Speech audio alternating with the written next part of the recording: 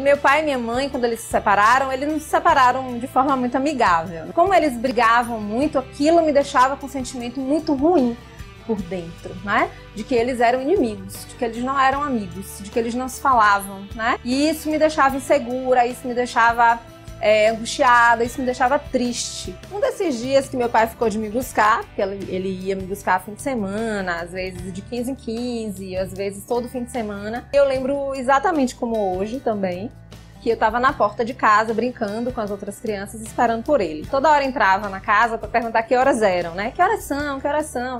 Na verdade, eu queria saber se ele já estava muito atrasado, ou se eu apenas estava fantasiando que ele estava demorando. Mas aí o que aconteceu é que ele não apareceu, né? Esperei, ele não chegou. E esse dia foi um dia que me dilacerou, assim, completamente. Eu lembro que foi uma tarde muito longa essa, né? E eu ficava várias coisas passando pela minha cabeça, que ele não ia voltar mais, que ele não ia mais me ver, que eu não valia a pena, né? Que eu não era uma criança que valia a pena desistir, né? Até isso passou pela minha cabeça. Não exatamente assim, como eu digo agora, mas o sentimento que eu tinha naquele dia era esse, que eu não servia para ser filha dele, porque ele não tinha ido me buscar, né? E assim, eu não me lembro minha mãe indo me avisar que ele não ia me buscar, mas eu lembro que eu fiquei naquela espera angustiosa, né, angustiante, e nunca chegava a hora. Não recebi nenhuma resposta do porquê ele não foi.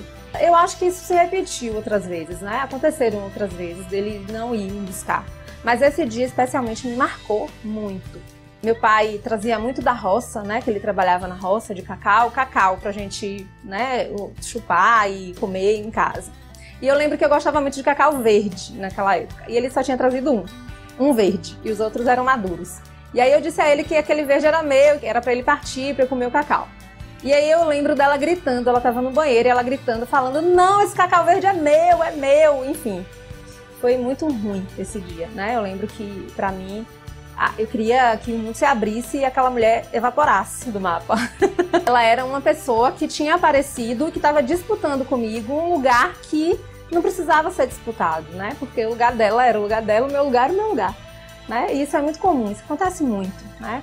Quando os pais se separam, né? Essas novas relações são relações difíceis, né? De se entrosarem, de se encaixarem e de aceitar o outro no lugar que é do outro, né? Isso foi bem complicado para mim.